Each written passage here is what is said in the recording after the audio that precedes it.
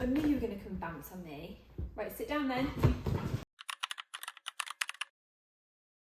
Hello everybody, welcome back to a new vlog where I am sat in my kitchen chatting to you. This wasn't where the vlog was supposed to be filmed. If you do not have a hot drink and snacks, I suggest you go and get them now because I will not be moving from this spot for the next however long this video is. I'm going to do a Q&A type video. And the plan was to do it with Affy and kind of do it while I'm doing my jobs with Affy. However, the weather has been atrocious today, like absolutely awful. Took me almost 3 hours to get home. That should have been a 5-10 minute journey just because everywhere's flooded, had to keep turning around. Anyway, long story short, haven't made it to either of the girls today. I've just like been to work and then came home. Thankfully, there are people on site that have sorted both girlies out, so they are absolutely fine. But it means that this is in place I can do the vlog. I'm going to Bicton tonight and won't be back till really late tomorrow night. And then the vlog is supposed to go live on Sunday night, and I've got a very busy day on Sunday, which I'm going to hopefully share on stories if I've got time, so like you can come along with me on stories. So if you don't follow me on Instagram, go and check that out because they will still be on stories now. Yeah, they will. So yeah, let's get into our Q&A type video. So on Instagram, I asked you guys to ask me a load of questions, and I've picked kind of the most asked questions. So the first question was, what was your job before? Why couldn't we know? So if you didn't follow me on Instagram before YouTube, you won't know that for the last 2, 3, 4 years, I've been quite secretive about my job and what I do. And then all of a sudden, I've just totally opened up and told you all everything that goes on in my life. And that is because I used to work for the police. So I've worked for the police for the last 2, 3 years, possibly. Stayed within the police, but moved around. And kind of to protect me, obviously working in the police, for the police, I dealt with some not very nice people. So to protect me, I just kind of try to really keep it separate and just, yeah, keep it very, very hush-hush. A lot of you did actually work it out from the shift pattern and stuff, but I didn't openly say it. And I kind of thought that I would stay working within the police in some aspect forever. It's not to say that possibly I won't go back, but for now I've decided to fully take a break and yeah, just fully come out. I'm not going to go into too much detail of kind of what I do now because I've got a little bit of a video idea in the pipeline. But I basically do freelance, so I do a bit of marketing, a bit of nannying, a bit of house sitting, a bit of horse sitting, do a lot of like holiday care for horses, things like that. But I'll go into that in another video. So yeah, that is what I used to do. So let's go on to the next question. How did I first get into horses? I actually really like this question. So when I was younger, I used to go to a childminders. So my parents both worked full-time, quite hard. They had to work fairly long hours. So I went to a childminders from the age, I don't know what age, I think quite young. I don't know what age, but up until school, I went to a childminders. So my family aren't particularly horsey at all.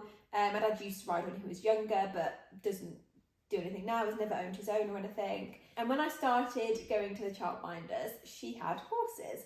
And I can't fully remember how often we used to get to go. I don't think it was that often because obviously she'd try not to have to take us if she could. But some days she'd have to take us down to like get them in or feed them and stuff. And I've got one really like stuck in my head memory, and Abby, if you're watching this, can you tell me if this is true or not?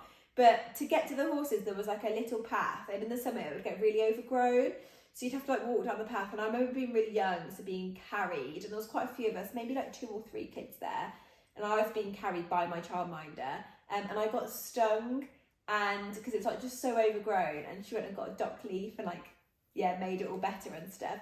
And that is my first proper memory of like horses, and I just remember being like, yeah, I've got stung, but I love it here, so it's worth it kind of thing. But yeah, I truly believe that she is what got me into horses. I then started to go to a riding school and it kind of just escalated from there. But she was definitely the first kind of horsey instincts that I got, which I'm sure my parents are very happy about. So the next one is, how did Affy injure herself and what is the plan going forward? So we don't actually know how Affy injured herself as such. We noticed issues from the march and she was scoped and had ulcers, and we went through 3 months of treatment for that, and then decided to try and find why she was getting ulcers. Soon realised that she was lame, and she's only ever been like ever so slightly lame, like 1/10 lame, but she was lame. So we then looked into that, and that is basically when I opened the can of worms.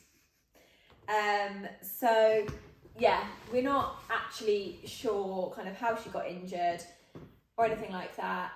The plan going forward, and I am going to go into more depth about this in a few weeks' time, but the plan going forward is, so she's had almost her whole body x-rayed, and a few things come back that they possibly could be the reason. A few things come back to say fine, like her neck, all absolutely fine.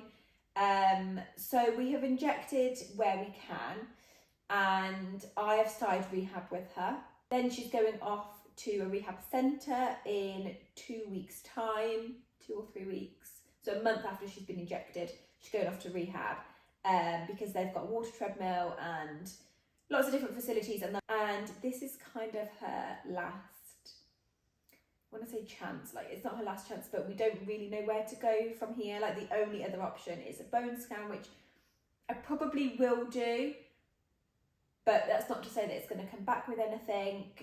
She has got a lot of issues for a horse of such a young age, that has got such low mileage. So yeah, it's like, if we fix all these problems now, are they going to show their head again? Like, why did she have them? And if they don't show their head again, is something else going to show its head? Like she's just, yeah, she's not great. So if this doesn't work, if rehab doesn't work, we'll then send her off for a bone scan probably. And then after that, it's kind of, we've got to the end of the road. I'm trying not to think of it too much. I've put a few like things in place in case that is the case. So I've had some really nice photos with Martha the other day, and things like that, just to kind of slowly prepare myself. I'm trying to think really positively and be like, yeah, it's just going to be fine, but also don't want to be naive and bury my head in the sand. I do that a lot with my problems. Like, I just forget about them, and then when they actually happen, it just totally throws me. So I don't want to do that with this. I want to be prepared for it, but equally want to be really positive. So yeah, I'm not being naive about it. Yeah, hopefully the rehab's going to work and she's going to come back fine, but we'll cross that bridge when we get to it, and I'll chat more about all of that in another separate vlog, but I just kind of wanted to like quickly touch on that.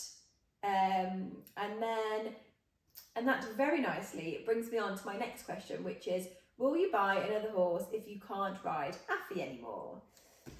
Now, I am kind of loosely looking. As you can imagine, Affy has cost me an arm and a leg this year, so my budget isn't huge, but I am kind of keeping my ears to the ground. I want something a bit old. I want something basically that's going to be very, very, very expensive. I want something a bit older, that's been there, done that. Basically what I was looking for before I bought Affy and then ended up with Affy. I don't want to do that again. I love Affy with my heart, but she wasn't the right horse for me to start with, and we made it work. We absolutely did, and I don't regret it ever. But I want something that I can go out and have fun with, a bit older, that's been there, done that, that's maybe been out and competed 90, 100 and wants to step down to like 80s, 90s, wants a bit of a slower life, like not majorly old, but like maybe 10, 11, 12.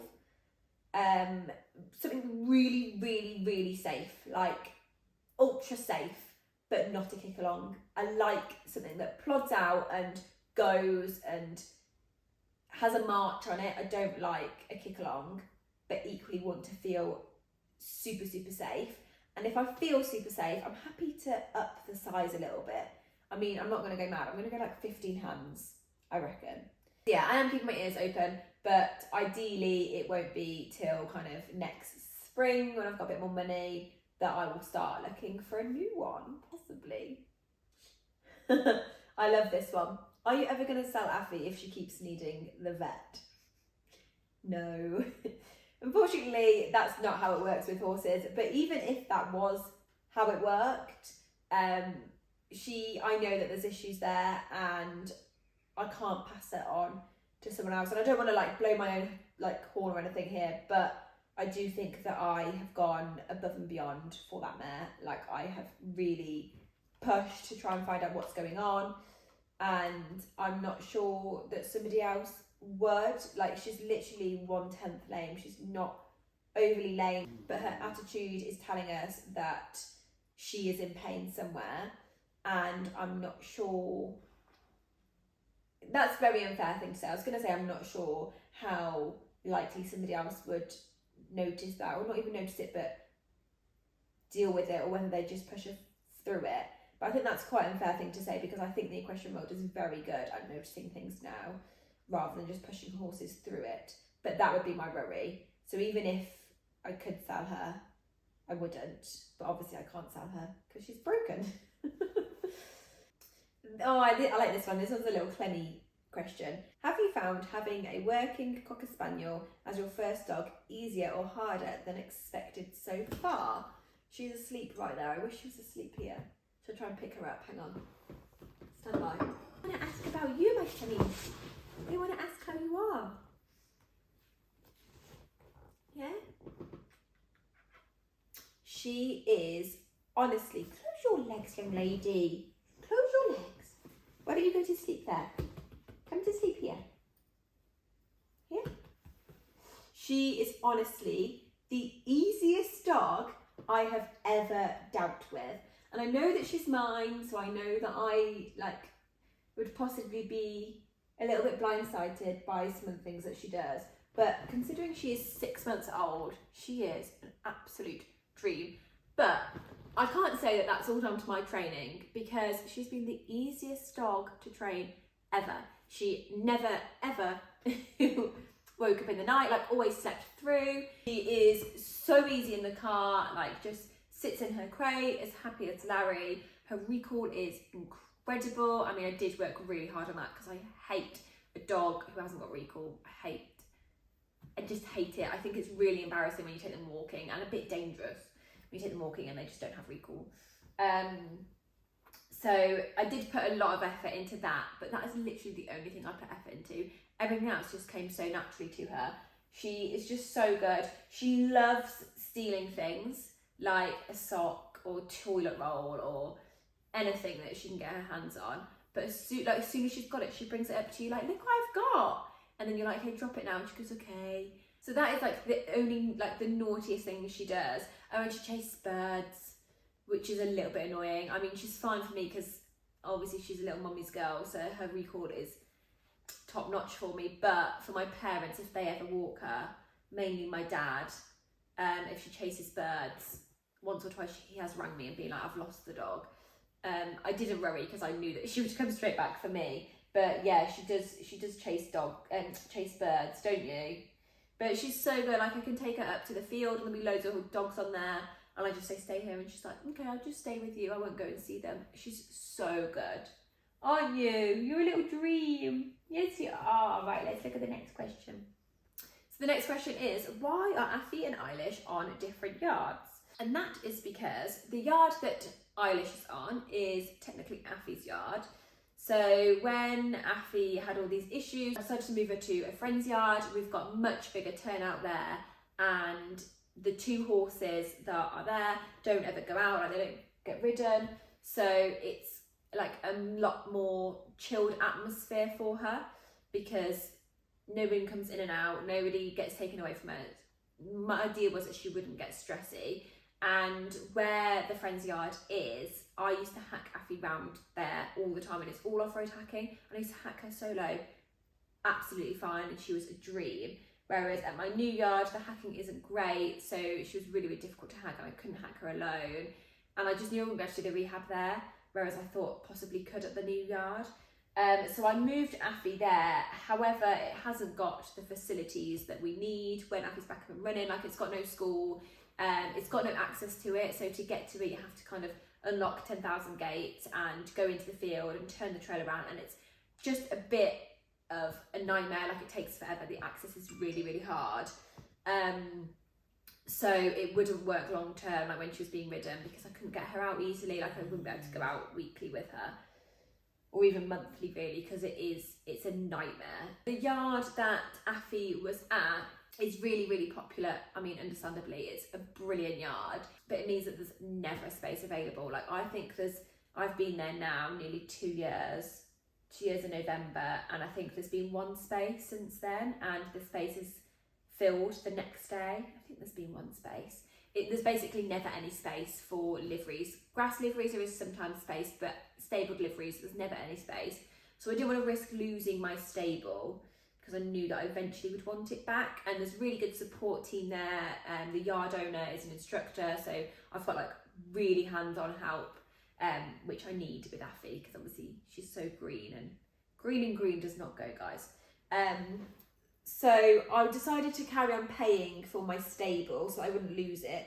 So I was paying for my stable there and then for livery at Affy's, and it just made sense to have Eilish there because I was already paying for the livery rather than then paying extra livery to have her at Affy's. I mean, the owner would have paid for the livery to have her at Affy's, but still it's extra money that someone's got to pay when I'm paying to have Affy up there anyway, so what's the point? So that's why Eilish has gone there, and there's a school there, which obviously we need with Eilish because we're riding her, and it's really easy access, so we can get out. Well, we go out like once a week at the moment. So yeah, it's just brilliant. So that is why they're at different yards. So it's an absolute ball ache, but it works. So I'm just going to go with it. They both live out at the moment, which makes it really easy. They will probably, Affy could probably live out the whole time. Eilish is going to have to start coming in because the fields get really wet. We're on really clay soil and it doesn't drain very easily, which is annoying. So yeah, she'll have to come in quite soon, which will make it a bit more difficult. But that is why they're on separate yards. What is my next question? I think that's it. Let's have a little look then. Check. The last one is, if Affy doesn't get better and takes a funny turn, would you consider keeping Eilish? And the simple answer to that is no. I absolutely love the mare, and she's so sweet, but she is ever so slightly too small for me, and she isn't my kind of ideal horse. If I'm going to spend that much money, which is looking like I'm possibly going to have to because the horse I want is going to be quite expensive, I want it to be perfect. It's not like I'm buying a 2, 3, 4 grand horse and it's kind of worth making that sacrifice for. She is 10 grand, rightly so, because she is absolutely mega, but she's not the perfect horse for me. And so I think personally it'd be silly for me to spend 10 grand on her when I can spend the same amount of money and get something that's more suited to me, if that makes sense. Like, she is through and through a little kid's pony. She lights up when there's a kid on her. She absolutely loves it. So that answers your question. No, I will not be keeping Eilish, but I am having so much fun with her. We're going cross country schooling on Sunday. There will be a midweek vlog, guys, a little surprise vlog, possibly Thursday. I reckon Thursday at 5, maybe 6. Let's do 6 because 5's quite early. Thursday at 6. Oh God, have I just held myself to that? Okay, Thursday at 6 it is. You're having a little surprise vlog. And then on Sunday, we're going team chasing. No, we're not. We're going on Saturday. So on Sunday, you'll have a team chasing vlog, which I'm so excited about. And I think that is the end of this vlog. Sorry that it's been a very chatty sit down in the sofa. I do get a lot of comments saying that you love my chatty vlogs and that you feel like you're on FaceTime to your friend, which is very sweet. And I just wanted to get something out for you guys. Oh, really? And I always get DM'd lots of questions, so I thought, what better way to answer them than on a vlog, so you can all see them for yourselves. Right, Clemmy, you gonna say bye? Clem? She says, yeah, whatever, guys, bye. Clemmy's, do you want to say bye to the vlog? To the vlog? She says, I don't understand. I don't understand what you say, woman. You speak gibberish. Right, say bye. Bye!